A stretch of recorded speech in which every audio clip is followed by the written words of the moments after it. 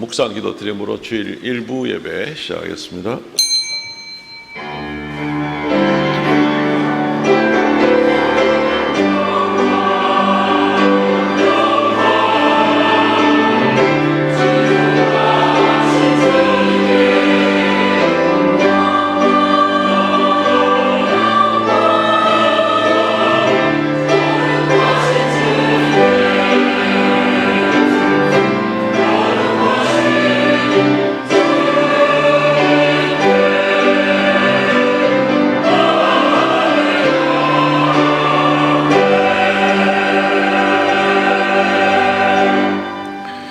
행위가 온전하여 여호와의 율법을 따라 행하는 자들은 복이 있음이요 여호와의 증거들을 지키고 전심으로 여호와를 구하는 자는 복이 있도다. 주 하나님, 은혜를 감사합니다. 우리를 하나님의 자녀 삼아 주시고 하나님을 아버지라 부를 수 있는 특권을 주심을 감사합니다. 오늘도 주 앞에 나왔사오니 우리에게 한량없는 축복 허락하여 주시고 주께로부터 내리는 평강과 은혜가 넘치게 하시며 우리가 주님을 더욱 마음껏 기뻐하며 찬양하며 주와 동행하는 귀한 삶이 되게 하여 주옵소서. 우리를 불쌍히 여겨 주셔서 우리의 영육 간의 연약함을 회복시켜 주시고 말씀 가운데 새 힘을 얻도록 은혜에 더하여 주옵소서. 예배의 시종을 주 앞에 의탁하옵고 예수님 이름으로 기도하옵나이다. 아멘.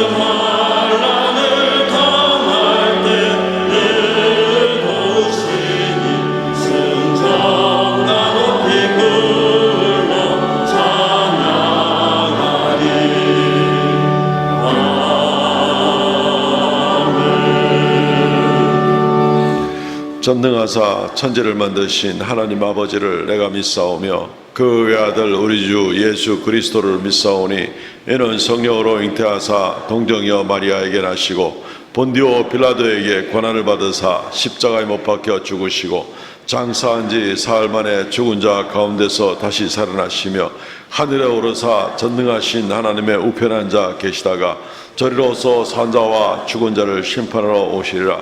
성령을 믿사오며 거룩한 공예와 성도가 서로 교통하는 것과 죄를 사하여 주시는 것과 몸이 다시 사는 것과 영원히 사는 것을 믿사옵나이다.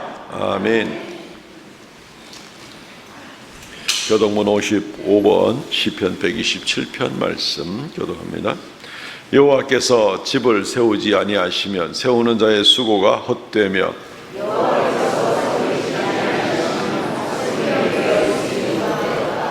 너희가 일찍이 일어나고 늦게 누우며 수고의 떡을 먹음이 헛되도다.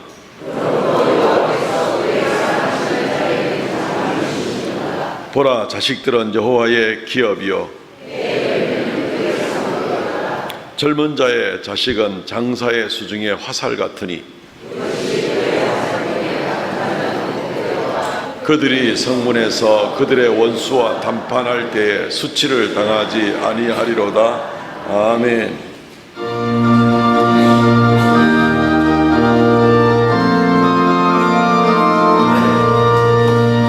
죄에서 자유를 얻게 하는 오현의 능력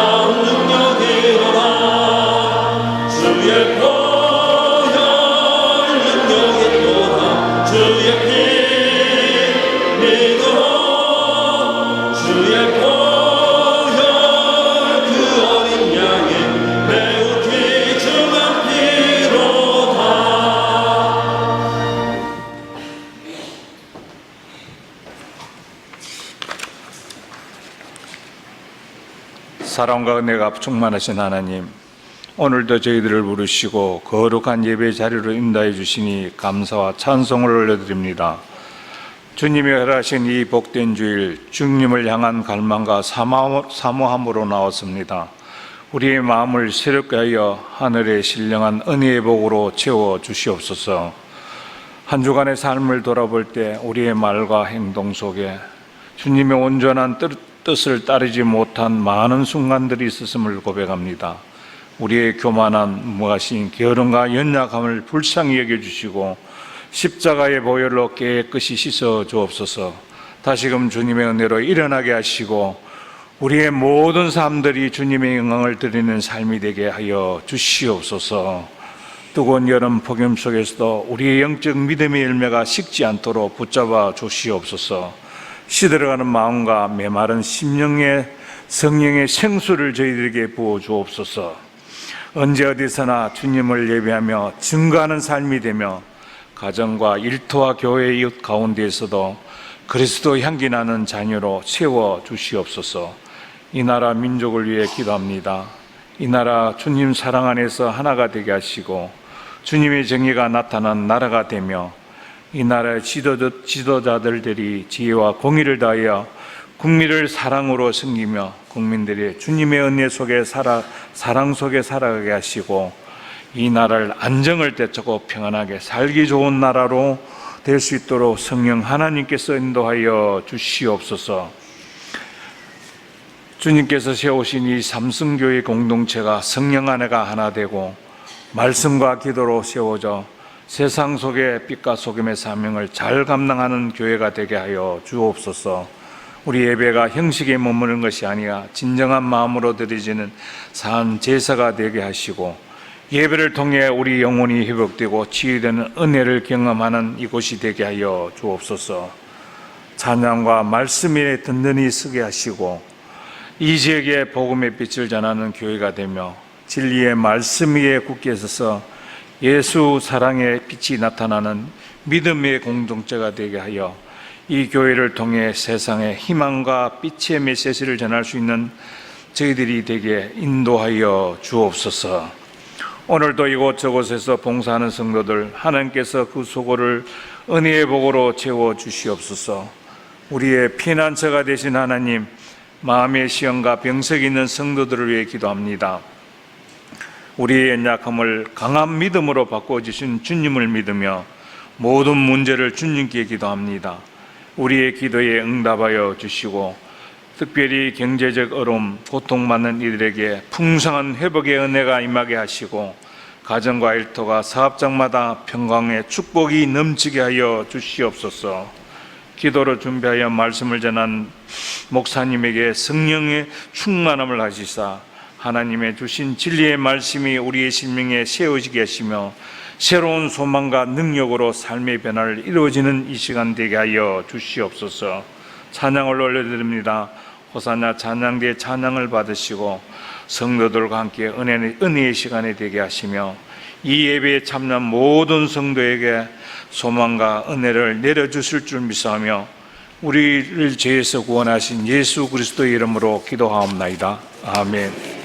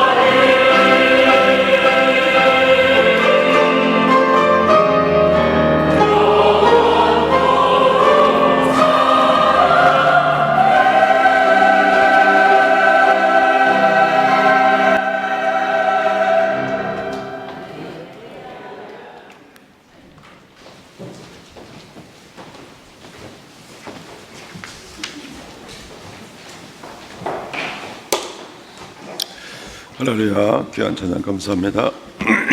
하나님 말씀 봉독하겠습니다. 갈라디아서 3장 19절로 25절 말씀. 그런즉 율법이 무엇이냐? 범법함으로 더하여진 것이라. 천사들을 통하여 한 중보자의 손으로 베푸신 것인데 약속하신 자손이 오시기까지 있을 것이라. 그 중보자는 한 편만 위한 자가 아니나 하나님은 한 분이시니라. 그러면 율법이 하나님의 약속들과 반대되는 것이냐? 결코 그럴 수 없느니라. 만일 능히 살게 하는 율법을 주셨더라면 의가 반드시 율법으로 말미암아 쓰리라. 그러나 성경이 모든 것을 죄 아래 가두었으니 이는 예수 그리스도를 믿음으로 말미암는 약속을 믿는 자들에게 주려 함이라. 믿음이 오기 전에 우리는 율법 아래 매인 바 되고 계시될 믿음의 때까지 갇혔느니라. 이같이 율법이 우리를 그리스도께로 인도하는 초등교사가 되어 우리로 하여금 믿음으로 말미암아 의롭다함을 얻게 하려 함이라. 믿음이 온 후로 우리가 초등교사 아래 있지 아니하도다. 아멘. 25절 말씀까지 봉독하였습니다. 오늘 이 말씀 중심으로 해서 율법은 왜 필요한가? 율법은 왜 필요한가? 조금 제목이 딱딱한 것 같지만 한 번은 꼭 다루고 넘어가야 될 그럴 주제이기도 합니다. 성경을 읽을 때에 때때로 어려운 낱말들을 대하게 됩니다. 어려운 용어들을 우리 기독교회에서 자주 쓰는 말이지만 왠지 모르게 좀 낯설고 어렵게 느껴지는 말들이 있죠. 그 중에 가장 대표적인 말이 아마 율법이라는 말일 겁니다. 우리 일상생활에 잘 쓰지 않는데 교회에서는 또 설교 시간에 율법이라는 말을 자주 쓰기도 하고, 실제로 성경에 율법이라는 말은 346번이나 나올 정도로 신약이나 구약이나 많이 나오는 용어입니다. 근데 이게 뭔가 모르게 여전히 성경에 가득 차 있는 그러한 용어임에도 불구하고 좀 이렇게 낯설게 느껴져서는 안 되겠죠. 어린 율법이 왜 필요한지, 이게 도대체 무슨 뜻인지, 이런 부분들을 좀 생각을 하고 정돈을 좀 하고 나가야만 합니다. 우리는 지난 주일 또 그 지난 주일 계속 말씀을 통해서 사도 바울이 갈라디아 교회에 보내는 편지 가운데서 우리가 율법으로 구원받는 것이 아니다, 심지어 율법이 구원의 역할을 하게 된다고 가르치는 율법주의 선생들이 갈라디아 교인들을 많이 혼동하게 만들어서 굉장히 사도 바울이 분노하면서 율법은 사실은 율법을 지키는 것은 그렇게 전혀 도움이 되지 않는다, 구원에 하는 이제 이런 이야기들을 하게 되는 모습들을 보면서, 그럼 도대체 율법이라는 게 지금 필요한가 안 필요한가? 실제로 우리 바로 직전 주일에도 베드로가 이 율법주의의 영향을 받아서 안디옥 교회에 있을 때 이방인들과 식사의 교제를 나누다가 예루살렘에서 누가 왔다 그러니까 겁을 먹고 얼른 자리를 비켜서 나 이방인들과 교제 안 해 라는 모습을 나타내려고 했던 것도 결국 율법주의에 빠져있는, 율법과 율법주의는 조금 다릅니다. 율법주의라는 것은 율법을 지킴으로 구원을 받는다 하는 것이 율법주의고, 율법은 말 그대로 이제 율법이 되는 겁니다. 어쨌든 이런 모습들까지 있게 되니까 굉장히 혼동이 되고, 오늘까지도 뭐 어떤 사람들은 율법은 뭐 구약에만 있는 거고 신약은 필요 없는 거야, 율법 무용론자들이 생기게 되고, 그리고 심지어 더 나아가서는 율법 폐기론자들까지 주장을 하고 나서는 그런 오늘날의 현실들을 보게 됩니다. 그러나 오늘 이 말씀들을 통해서 우리가 율법이라는 게 과연 무엇인지, 이 자주 나오는 용어가, 그리고 이것이 우리에게 어떤 역할을 하는지를 좀 우리가 알아보기를 원합니다. 요즘에는 뭐 이 전자 제품들이 하도 발전된 시대라서 자동차를 하나 구입을 해도 자동차의 절반이 다 이 전자장치입니다. 이 한 절반은 기계장치고 절반은 전자장치인 그런 셈이라서 이제 뭐 복잡하죠. 뭐 어느 단추가 뭐 무슨 역할을 하는 건지, 자동차 안에 있는 단추들 중에서 어떤 단추는 자동차 폐차할 때까지 한 번도 안 써먹는 그런 단추도 심지어 아마 있습니다. 무슨 물건을 하나 사더라도 우리가 그 물건에 대해서 뭐 설치하는 기사님을 통해서 설명을 듣든지, 또는 그 소위 말하는 매뉴얼, 사용 안내서를 좀 이렇게 읽어보면서 공부를 해가지고 하나하나 배우든지 뭐 그렇게 하지 않고는 그 좋은 기능이 있는데도 불구하고 전혀 써먹지 못하고 끝까지 나가야 될 수밖에 없는 그런 모습을 우리가 한번 생각하면 이와 같은 원리로 율법에 대해서도 율법이 무엇인지 우리에게 어떤 기능을 하는지를 우리가 잘 알면 율법이라는 게 정말 우리에게 얼마나 중요한 것인가, 이거 없으면 안 되겠구나, 율법이라는 게 이게 낯선 용어가 아니라 정말 이 말씀에 우리가 굳게 붙들려야 되겠구나 하는 것들을 우리가 깨닫게 되고 더욱 율법의 말씀을 또 잘 지키도록 애를 쓸 수가 있게 되는 겁니다. 오늘 그래서 율법은 왜 필요한가 하는 제목으로 말씀을 잠시 나누겠습니다. 세 가지로 나눌 텐데, 첫째는 율법은 사람이 죄인임을 깨닫게 해줍니다. 첫 번째 역할이 율법은 우리가 죄인임을 깨닫게 해줍니다 라는 것입니다.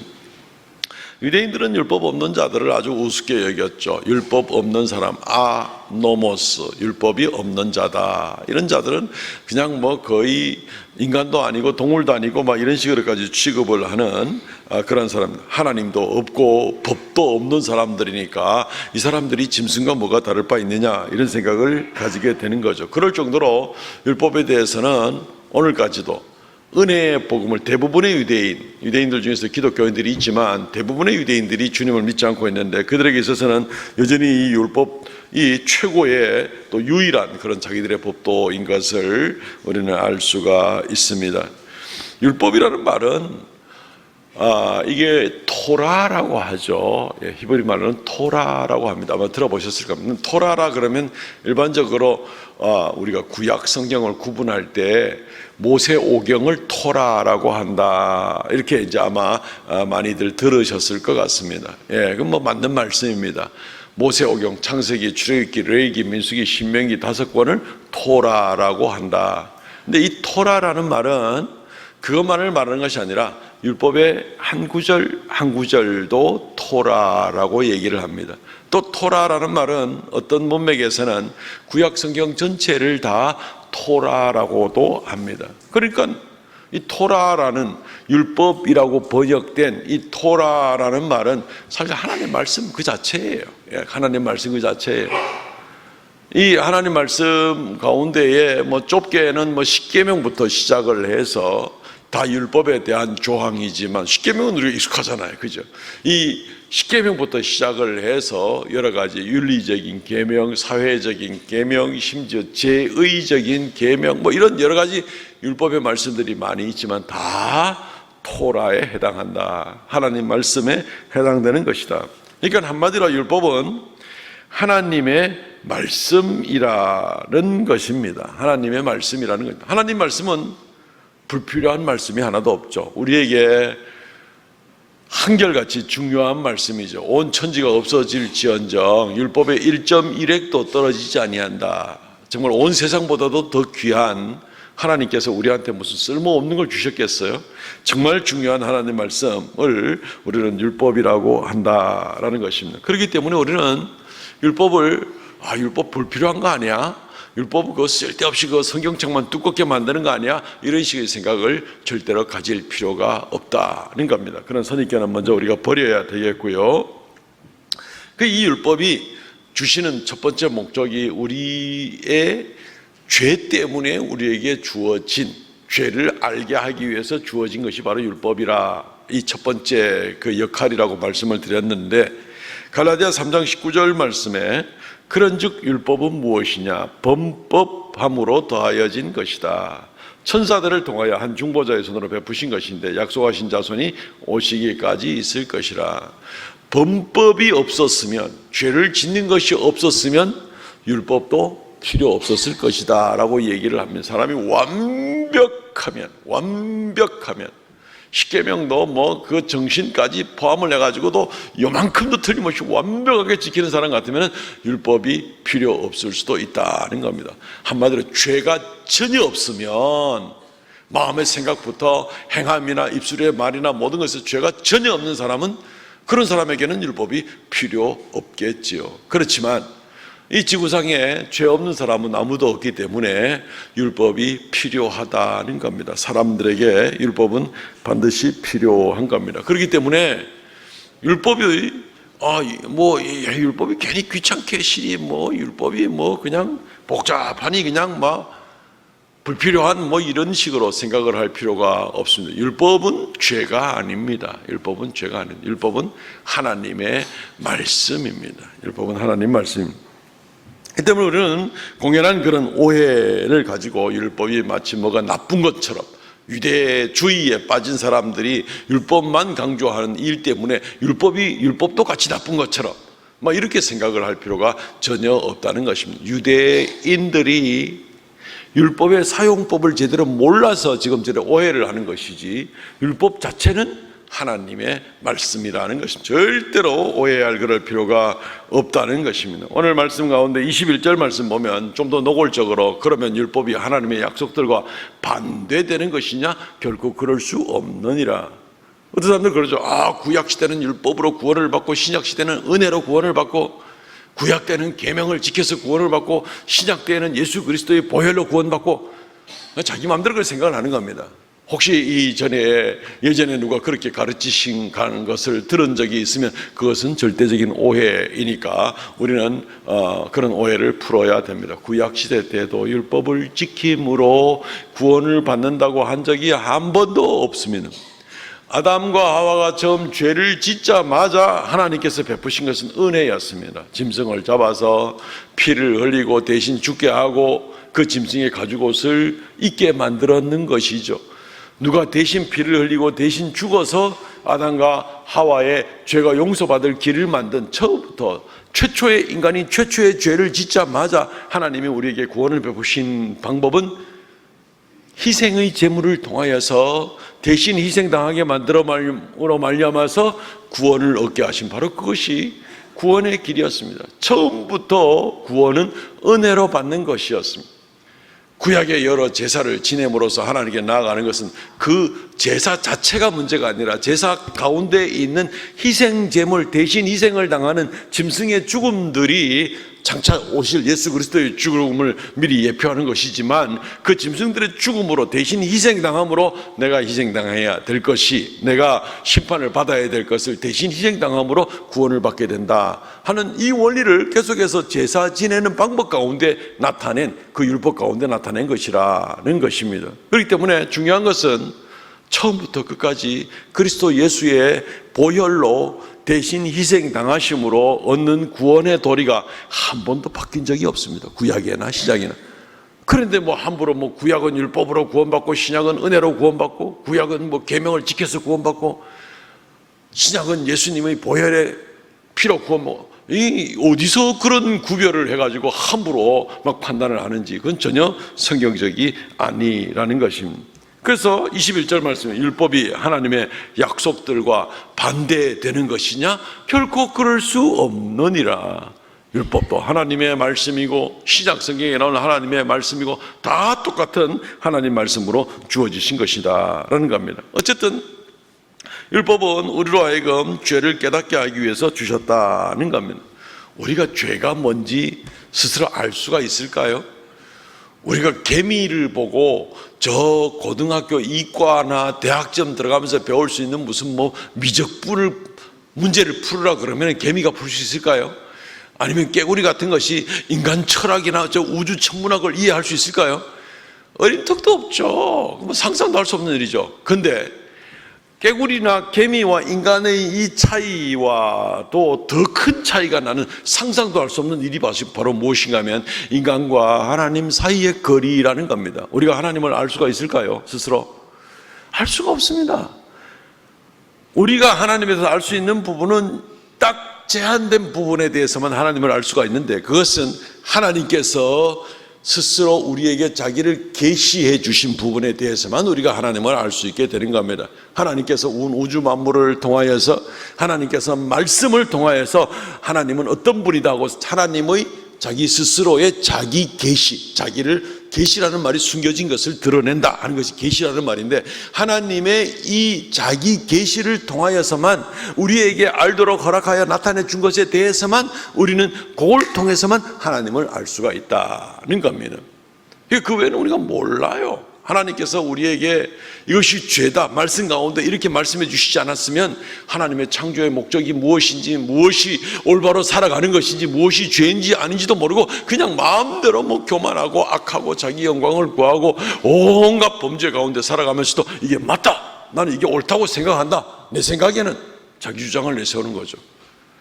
하나님께서 분명히 창조하셨고 창조의 목적이 있었고, 그리고 그 원리대로 살아가도록 주시는 법도가 있는데 이걸 도무지 알지 못한다는 거죠. 근데 그 법도는 하나님이 우리에게 드러내 주시고 말씀해 주실 때에만 우리가 알 수가 있는 것이지 인간 스스로는 결코 알 수가 없는 겁니다. 하나님이 우리에게 말씀해 주시지 않으면 우리는 하나님이 누군지, 하나님의 법도가 무엇인지, 무엇이 죄고 무엇이 의인지 도무지 알 수가 없습니다. 모든 것이 기준이 하나님이고 하나님이 드러내 줄 때만 우리가 알게 되는 것입니다. 한번 예를 들어서 우리가 돼지를 한번 예를 들어 봅시다. 돼지가 정말 더러운 곳에 뒹굴고 거기에 먹고 싸고 뒹굴고 막 이렇게 한데, 돼지가 아이 더러워, 여기는 냄새나, 아이고 나는 이쪽 구석은 더 좋아, 이러면서 돼지가 자기 스스로 깨끗하고 더러운 걸 구별할 수 있나요? 자기 본래 생내적인 그런 것으로는 돼지는 그런 걸 구별하지 못합니다. 돼지를 잘 키워서 팔려고 하는 그런 축산업자들이야 돼지를 기왕이면 좋은 환경에 만들려고 하고 사람이 그렇게 만들어주는 것이지 돼지 스스로는 그렇게 할 수가 없는 것이죠. 왜냐하면 그 속에는 무엇이 의인지 무엇이 죄인지 알 수 있는 그런 장치가 전혀 없는 겁니다. 우리에게도 하나님께서 말씀을 주시지 않았더라면, 율법을 우리에게 주시지 않았더라면 뭐가 죄인지 모르는 겁니다. 어떻게 행하는 것이, 어떻게 말하는 것이 죄인지 의인지 우리는 도무지 알 수가 없다는 겁니다. 하나님께서는 인간을 하나님의 창조의 목적대로 살기를 원합니다. 이 목적에서 어긋난 것을 죄라고 그러죠. 죄라는 말 자체가 원뜻이 관역을 빗나간다라는 이제 그런 뜻이란 말이죠. 하나님의 창조 목적이 있는데 이 목적을 벗어나서 자기 마음대로 딴 데로 살아가는 것, 이것이 바로 죄다라는 것인데, 하나님께서 이 목적을 우리에게 알려주시지 않으면 우리가 그걸 알 수가 없는 것이죠. 그렇기 때문에 인간이 인간답게 살려면, 창조의 목적대로 제대로 살려면 하나님의 율법의 말씀을 봐야 되는 겁니다. 거기서 뭐라고 말하는지, 하나님이 왜 나를 만드셨는지, 하나님이 내가 어떻게 살아가기를 원하시는지, 그리고 그걸 들여다보니 아하, 내가 이런 면에서는 지금 이렇게 잘못 살고 있구나, 내가 너무 이기적이구나, 내가 너무 악하구나, 내가 너무 못됐구나, 하나님을 내가 불순종하고 살아가는구나, 이걸 깨닫게 되는 거죠. 무엇이 기준인지를 알게 됨으로 말미암아 그것이 비로소 우리가 죄를 알고 관역이 지금 빗나가고 있는 것을 알게 되는 겁니다. 율법이 없었으면 우리는 죄 범벅이 돼 살면서도 이게 죄인지 뭔지도 모르는 인간이 인간답지 않은 인생을 살 수밖에 없는 것이라는 겁니다. 그러니까 이 율법이 얼마나 중요합니까? 로마서 7장 7절 말씀에 아주 정확히 표현하고 있습니다. 그런즉 우리가 무슨 말을 하리요? 율법이 죄냐? 그럴 수 없느니라. 율법으로 말미암지 않고는 내가 죄를 알지 못하였으니, 곧 율법이 탐내지 말라 하지 아니하였으면 내가 탐심을 알지 못하였으리라. 이웃에게 해를 끼치든지 말든지 내 욕심만 채우면 된다. 이게 예수 믿지 않는 사람들의 굉장히 일반적인, 자기들 무한경쟁 시대에 살아가는 그런 심리이기도 하잖아요. 우리는 결국 그럴 수는 없다는 겁니다.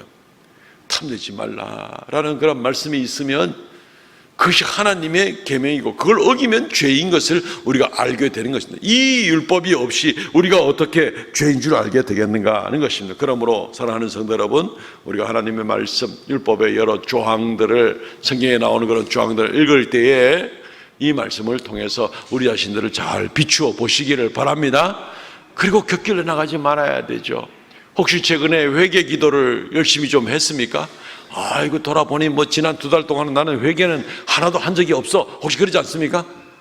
그것은 다른 말로 말하면 내가 지금 죄를 안 짓고 사는 사람은 아닌데, 내가 지난 2달 동안 회개를 한 번도 하지 않았다는 얘기는, 다른 말로 하면은 뭐가 죄인지 뭐가 죄가 아닌지도 모르고 그냥 살아왔다는 얘기입니다. 그래서 우리는 날마다 율법의 말씀을 읽고 날마다 회개하는 가운데 주님께 나갈 수 있기를 바랍니다.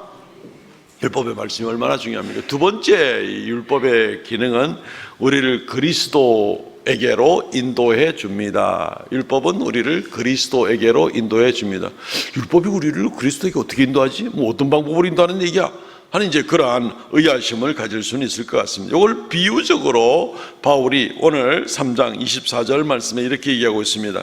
이같이 율법이 우리를 그리스도께로 인도하는 초등 교사가 되어 우리로 하여금 믿음으로 말미암아 의롭다함을 얻게 하려 함이라.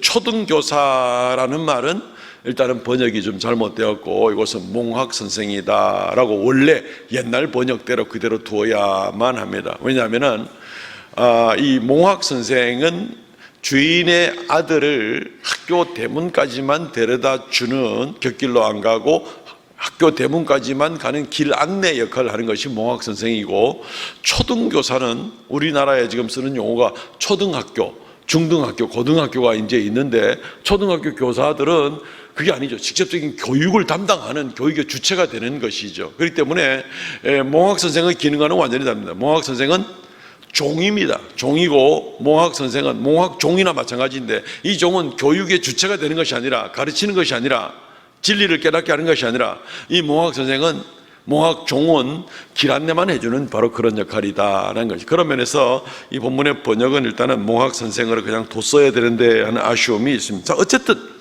이 비유를 통해서 율법이 바로 그와 같은 역할을 한다는 것입니다. 길 안내를 잘 해서 목적지까지 제대로 갈 수 있도록 도와주는 것이 바로 이 율법의 역할이다라는 것을 이야기를 하고 있는 것입니다.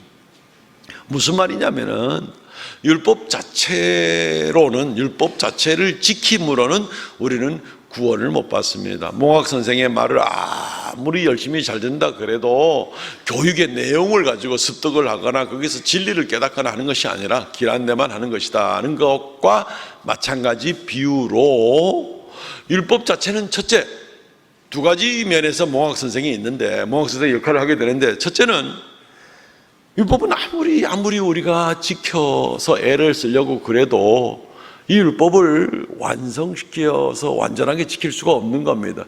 유대인들이 나누는 기준으로도 613가지 율법의 조항이 있다고 그러는데, 그 중에 우리가 아무리 잘 지켜도 한 200가지 지킬까요? 300가지 지킬까요? 한 가지만 어긋나도 천국 못 갈 텐데, 만약에 율법을 지킴으로 천국을 간다면 불완전한 상태에서 어떻게 천국을 가겠습니까? 어떻게 의롭다 할 수 있겠습니까?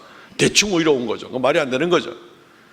근데 613가지 중에 우리가 한 300가지 지킨다 그래도 나머지는 그럼 어떡하고요? 그러니까 절대로 우리가 지킬 수 없기 때문에 율법을 구원의 방편으로 생각을 해서는 완성할 수가 결코 불가능하기 때문에 율법으로는 구원받지 못한다는 얘기가 되는 것이고, 또 한 가지, 이 몽학 선생의 두 번째 기능이나 마찬가지인데, 우리가 이걸 깨달음으로 말미암아 우리 스스로는 도저히 율법을 완전하게 지킬 수 없고 율법으로는 구원을 받을 수 없다는 것을 깨닫게 될 때, 그럼 우리는 어떻게 하겠는가? 전부 다 멸망을 당해야 되겠는가? 구원받을 방법이 없겠는가? 그럴 때 율법이 내내토록 우리에게 가르쳐 주는 것이 뭐냐면은, 그리스도 예수에게 나가야 된다. 희생제물밖에 없다. 예수 그리스도의 대신 우리의 죄값을 치러주시는 그 희생밖에는 다른 방법이 없다는 것을 율법이 우리에게 가르쳐 주기 때문에 우리로 하여금 그리스도에게로 인도해 주는 역할을 하게 된다는 겁니다. 그리스도 예수밖에는 방법이 없다는 겁니다. 그래서 이 율법이 우리에게 이러한 역할을 해주지 않으면 우리 스스로 도저히 의로워질 수 없다는 걸 깨닫게 하고, 또 오직 그리스도 예수의 보혈의 은혜 외에는 달리 구원받을 수 있는 가능성이 전혀 없다는 것을, 그래서 우리가 그리스도에게만 나가야 된다는 것을 율법이 가르쳐 주지 않으면 우리가 어떻게 그리스도 예수께 나와서 구원의 은혜를 얻을 수가 있겠느냐는 것입니다. 그러므로 우리는 율법의 말씀을 보면 볼수록 먼저 거울 삼아 회개하고, 정말 나는 이런 죄인입니다 하는 것을 가지고 먼저 깨달아야 되겠고, 사실 우리가 다 구도자잖아요. 구도자, 진리를 구하고 주님께 나오는 사람들인데, 이 말씀을 통해서 자기 스스로를 뼈저리게 회개하고 돌이키는 그런 간절하고 절실한 그런 마음이 없이 그냥 건성을 하고 그냥 팔만 흔들고 왔다 갔다 하면서 교회만 왔다 갔다 하는, 그 사람의 믿음은 우리가 책임질 수가 없습니다. 정말 두렵고 떨리는 마음으로 하나님의 말씀 비춰서 주여, 내가 이런 죄인입니다. 내가 이런 부끄러운 사람입니다. 내가 이렇게 살아서는 안 되는데, 이러한 절실한 마음을 가지고 회개하고, 그리고 나가서 내가 그렇게 노력을 하고 각오를 새롭게 해도 늘 깨지고 넘어지고 하는 그런 모습을 보면서 그리스도 예수 외에는 나는 방법이 없습니다. 나는 어쩔 수 없는 인간입니다. 그러면서 더 간절하게 주님께 사모하고 나올 수 있도록 해야 되는 것입니다. 그럼 우리는 주님께 나올 때 하나님 말씀을 읽으면서, 율법의 말씀을 읽으면서 그때마다 엎드리면서 주여, 예수 그리스도 외에는 저는 요만큼의 가능성도 없는 사람입니다. 정말 낮아지면서 주님을 간절하게 사모하면서 그렇게 주님 앞에 나오실 수 있기를 바랍니다. 예배 한 시간 나올 때 그냥 건성으로 나오는 것이 아니라 정말 간절한 마음으로, 정말 절실한 마음으로 그리스도 예수를 깊이 붙잡고 주님 아니면 안 됩니다 하는 이 간절한 마음으로 주님께 나오실 수 있기를 바랍니다. 그것을 율법이 역할을 해서 우리로 하여금 그런 마음을 분명히 갖도록 해준다는 겁니다. 세 번째는, 율법은 우리를 하나님의 뜻대로 살도록 인도해 주십니다. 율법은 하나님의 자녀들이 하나님의 뜻대로 살아가도록 인도해 주십니다. 첫 번째 기능과 세 번째 기능은 좀 닮은 모습이 있지만, 첫 번째 기능은 자기를 회개하기 위해서라면, 세 번째 기능은 율법의 말씀의 기준을 따라 삶으로 우리가 하나님 앞에 하나님을 기쁘시게 할 수 있는 방법을 우리에게 깨닫게 해주는 것이 바로 율법이다라는 것입니다. 당연하겠죠. 동전의 양면과도 같다고도 좀 볼 수가 있습니다. 우리는 이제 율법을 지킴으로가 아니라 예수 그리스도의 보혈로만 우리가 구원을 받았습니다. 죄 용서 받았습니다. 구원 받으신 줄로 믿으시기를 바랍니다. 예수 믿었으면 내 모양이 이 모양인데 내가 아직 부끄러운데 이게 문제가 아닙니다. 어차피 우리는 내 모양이 완전해서 구원받는 게 아니라니까요. 이 모양이라도 나는 예수는 나의 주님인 걸 내가 믿습니다 하는 그 믿음만 있으면 우리 모든 죄는 다 용서받았고 이미 천국 백성으로 된 줄로 믿습니다. 그럼 이제 어떻게 살 겁니까? 모든 죄 용서받고 내 애가 죄가 있는데도 불구하고 이 죄에 대해서 심판하지 않겠다 그러고 의롭다고 인정해 주시고 천국 백성 삼아 주시는데, 그럼 이제부터는 어떻게 살겠는가? 로마서 6장 1절과 2절 말씀에 그런즉 우리가 무슨 말하리요? 은혜를 더하려고 죄에 거하겠느냐? 그럴 수 없느니라. 죄에 대하여 죽은 우리가 어찌 그 가운데 더 살리요? 죄에서 벗어날 수 없던 우리가 이제 오직 예수 그리스도의 은혜로 말미암아 구원을 받았는데, 구원을 받았으니 이제 그러면 우리는 어떻게 살겠는가 하는 겁니다. 율법의 세 번째 기능은 뭐냐면은 그리스도인들이 율법을 지키고 살아가야 될 것에 대해서 우리에게 그 역할을 알려주고 있습니다. 혼동하지 마실 것은 이 율법을 지킴으로 구원을 받게 된다는 그 기능이 아니라 오직 그리스도 예수의 보혈의 은혜로 구원을 받은 우리는 지금부터 이미 구원은 받아놨는데 이 구원을 받은 그리스도인들은 어떤 기준을 따라 살아가겠느냐 하는 그 얘기입니다. 한번 구체적인 예가 우리가 성경에 나오는 사건 그대로입니다. 율법을 언제 주었느냐 하는 것을 처음부터 보면 시내산에서 이스라엘 백성들이 출애굽할 때 하고 나서 시내산에서 출애굽한 지 2달쯤 되었을 때 하나님께서 율법을 처음 주시기 시작을 했습니다. 무슨 얘기냐면요, 이스라엘 백성들이 이집트에서 종노로 됐습니다. 이집트의 노예법에 의해 가지고 벗어나지 못하고 그냥 자식은 태어나자마자부터 노예입니다. 신분상으로 노예입니다. 그래서 죽도록 고생하고 노예의 신분에서 결코 벗어날 수 없는 그런 인생을 살던 사람이었습니다. 그들에게 다른 법은 있을 수가 없었습니다. 바로가 만든 노예법밖에 없었습니다. 신분도 노예입니다. 그런데 모세가 하나님 보냄을 받고 그들을 이끌고 나오면서 이집트를 멸망시켜 가면서까지 하나님의 역사하시고 홍해를 건너고 이스라엘을 쫓아오던 이집트 군대들은 홍해 바다에다 수장을 당하고 죽고 이제는 더 쫓아올 수 있는 사람도 없고 완전히 해방된 거죠. 자유시민이 된 겁니다. 이스라엘 백성들이 더 이상 홍해를 건너 가지고 가나안 땅을 향해 나가면서 더 이상 우리 계속해서 이집트의 노예법을 지켜야 돼 이렇게 생각하는 사람이 있을까요? 전혀 그렇지 않습니다. 그 법에서 완전히 해방이 된 겁니다. 이제는 하나님의 자녀가 되었습니다. 하나님의 백성이 된 겁니다. 그럼 이제 우리 노예법은 우리한테 필요 없는데, 평생 그 매여 있던 노예법은 필요 없는데, 그럼 이제부터는 우리가 어떤 법에 의해서 어떤 원칙을 가지고 인생을 살아가야 되지 할 때에 하나님께서 시내 산에서 모세에게 주신 법이 바로 이 율법이라는 겁니다. 하나님의 은혜로 구원받은 하나님의 백성들은 이제 구원받았으니 이제부터 이 율법을 가지고 하나님 기뻐하시는 대로 하나님 기뻐하시도록 그렇게 살아가십시오 라는 것이 율법을 주신 근본적인 목적이라는 겁니다. 이 율법이 세 번째 기능입니다. 그렇기 때문에 구원받기 위해서가 아니라, 율법 없을 때 이미 이들이 구원받았어요, 이집트에서.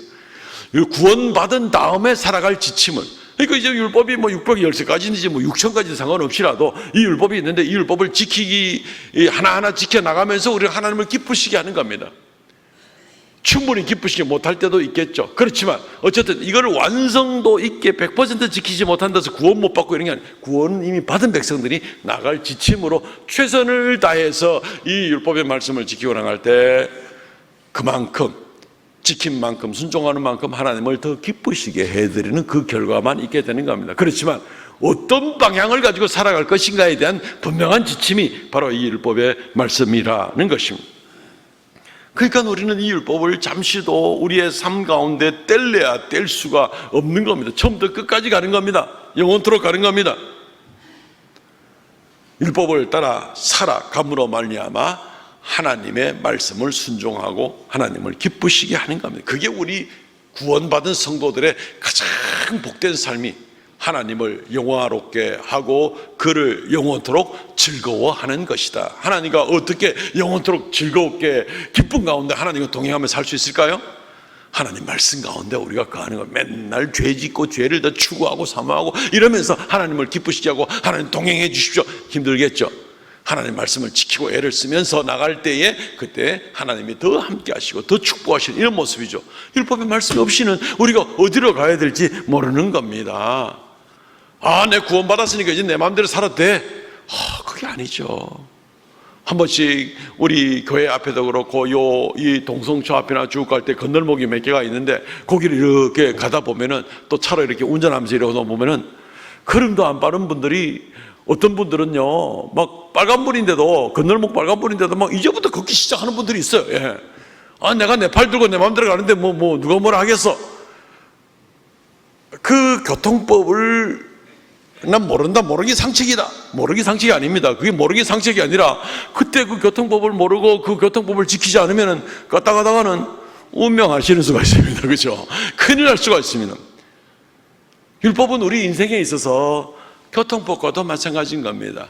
하나님 안에서 질서 있게 기쁨 가운데 하나님의 축복 가운데 살아가려면, 하나님과 동행하려면 이 율법의 말씀을 꼭 붙들고 나가는 것이, 이게 우리의 인생길의 안전한 그 길이고, 정말 시냇가에 심긴 나무처럼 시절을 따라 열매를 맺으며 그리고 하나님의 축복 가운데 살아가게 만드는 방법이 바로 이 율법의 말씀을 지키는 거죠. 그 율법이 낯선데 뭐 구약에 어쩌고 뭐 율법이 필요 없고 뭐 이런 얘기하고는 지금 굉장히 큰 차이가 나는 오늘 이 율법이란 건 무엇이고 율법의 기능이 무엇인가에 대해서 말씀을 나누겠습니다. 이 율법의 말씀을 꼭 붙들고 꼭 지키고 날마다 묵상하고 이 말씀을 읽는 자, 듣는 자, 지키는 자, 주야로 거기에 기록된 것을 묵상하고 지키고 나감으로 말미암아 하나님께 큰 축복을 얻는 귀한 성도들 되시기를 주의 이름으로 축원드립니다. 아멘. 동서로 같이 한번 기도하겠습니다. 하나님, 우리라 하여금 하나님의 말씀을 날마다 깨닫게 하시고 또 이 말씀 가운데 우리가 든든히 서서 하나님과 동행하는 우리가 되게 하여 주옵소서. 통성으로 이 시간 기도하겠습니다. 하나님 아버지, 은혜를 감사합니다. 주님이여 영광과 찬송을 받아주시고 주여 긍휼을 더하여 주시기를 간절히 바라옵고 원합니다. 우리는 연약하여서 때때로 넘어지기 잘하고 아버지 하나님 때때로 교만하고 갈 바를 알지 못할 때가 많이 있사오나 주의 말씀으로 말미암아 우리의 인생길을 비추어 주시고 밝게 한 걸음 한 걸음 인도하여 주시기를 원합니다. 우리의 마음을 주의 말씀에 붙들린 바 되게 하여 주셔서 말씀을 보며 회개하고 말씀을 보며 그리스도께 더 가까이 나아가고 말씀으로 말미암아 주님과 동행하는 비결을 얻는 귀한 역사들이 우리에게 날마다 넘치게 하여 주시고 주의 사랑하는 성도들 축복 가운데 인도하여 주시기를 간절히 바라옵고 합니다. 역사하여 주시옵소서.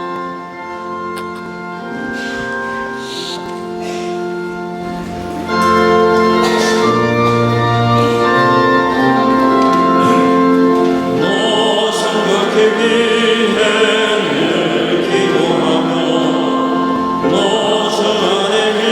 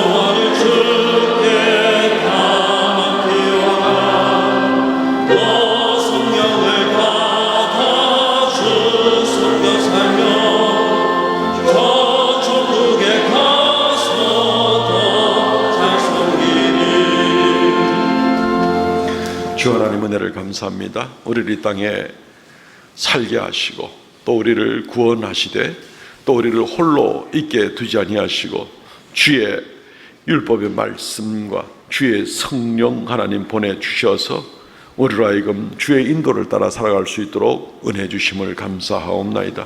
이 시간도 주의 말씀대로 11조 예물, 감사의 예물, 정한 예물 올려오니 주님 연락하여 주시고 주님 기쁘시게 하는 귀한 예물 되게 하여 주시오며 주님 영광 받으실 귀한 역사가 이 예물로 또 나타나게 하여 주옵소서. 드린 손길들마다 범사에 복을 더하여 주시고 삶의 모든 구석구석에서 삶의 모든 측면들에서 하나님이 간섭하시고 섭리하시고 인도하시는 축복의 역사가 넘치게 하여 주시옵소서. 머릿속에 예배하오니 사랑하는 모든 성도들 이 한 주간도 무더위 가운데 있지만 건강 허락하여 주시고 이 가운데서도 감사가 넘치게 하시고 주님이여 불쌍히 여기셔서 또 삶이 너무 힘들지 않도록 환경을 주님 조정하여 주시기를 원하옵나이다. 오직 우리가 그리하여 주께 더욱 감사하고 영광 돌리는 놀라운 역사가 이 한 주간도 계속되게 하여 주옵소서. 예수님 이름으로 기도하옵나이다.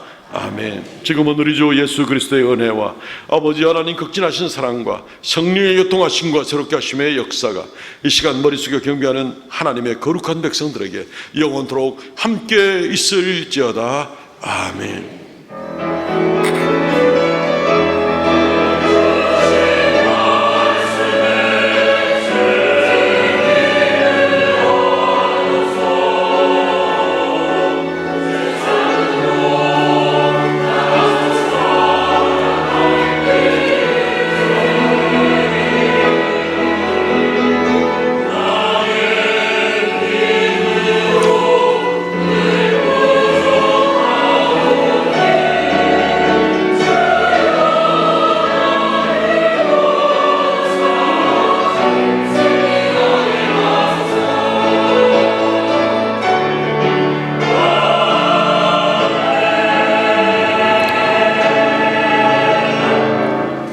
아멘. 예배를 마쳤습니다. 우리 전후좌우로 성도의 교제를 나눕시다.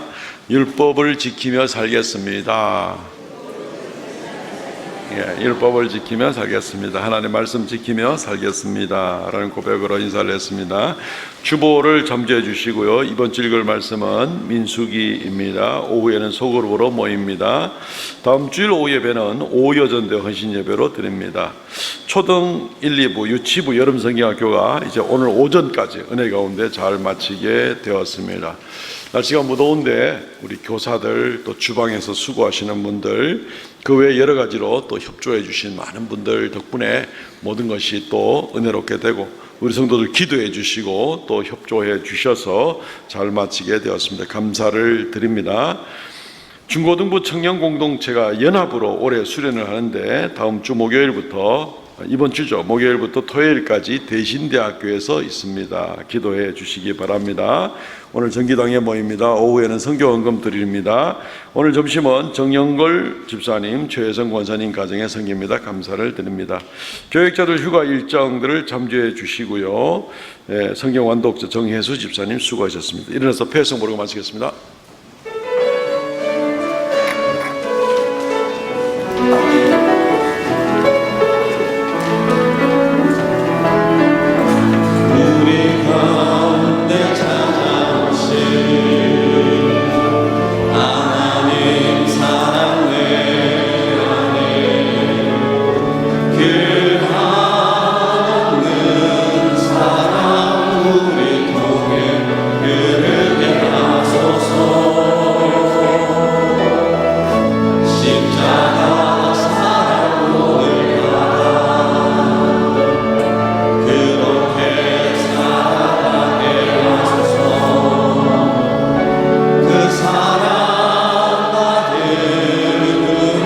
사랑하는 우리 되게